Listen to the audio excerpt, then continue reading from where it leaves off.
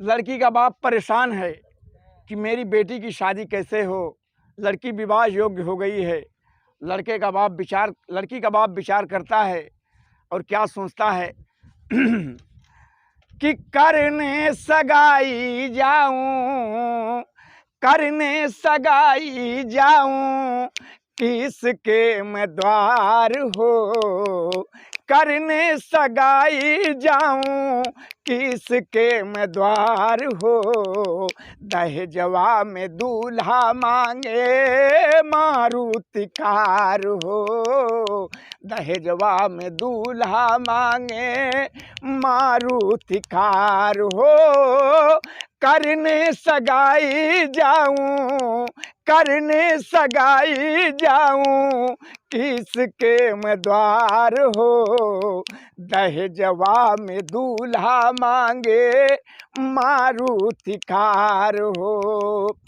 लड़का के बाबूजी तमाम घूम टहर के चल अलन और अपने मिसेज से बतावत हुआ कि सुना लड़का वालन का मांग का है। बतावत हुअन कहलन एक त दुल्हवा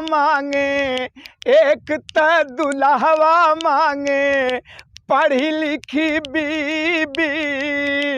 दूजे दुल्हवा मांगे रंगीन टीवी।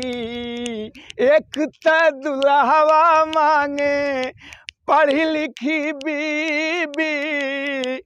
दूजे दुल्हवा मांगे रंगीन टीवी। दूल्हा का छोटा भाई हे नाटे। दूल्हा का छोटा भाई मांगे बीसियार हो। दहेजवा में दूल्हा मांगे मारुति कार हो। दहेजवा में दूल्हा मांगे मारुति कार हो। कहन लड़की के बाप कहलस कि ये निर्मला के मम्मी ई तब पहली मांग रहा लड़का का, लेकिन तनी लड़का के बहन के मांग सुना। कहले बाप कि दूल्हा के बहन मांगे, दूल्हा के बहनी मांगे सोने के अंगूठी। दूल्हा के बहनी मांगे सोने के अंगूठी। ओखरा के जना के उपी लौले बाट बूटी।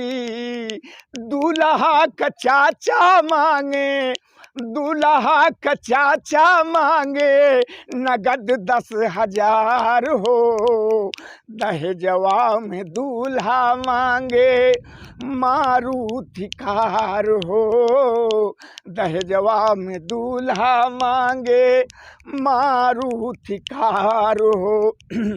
सारी बात लड़की अपने बाप के सुन ले बा। और जब सारी बात लड़किया अपने बाप के सुनलस तो जाके अपने माई बाबू के सामने हाथ जोड़ के एक बात कहलस और लास्ट लाइन में कहलस का कि ए बाबू ई जमाना जौन कहत हो सुन ला हमहू का कहत हई। कहलस किया रे फटही लुगारिया में, फटही लुगारिया में जिंदगी बिताई देबे। फटही लुगारिया में जिंदगी बिताई देबे। भैया और भाऊजी के लड़का खिलाई लेबे। भैया और भाऊजी के लड़का खिलाई लेबे। शादी नहीं करबे रहबे जन्म भर कुंवार हो। दहेजवा में दूल्हा मांगे मारुति कार हो।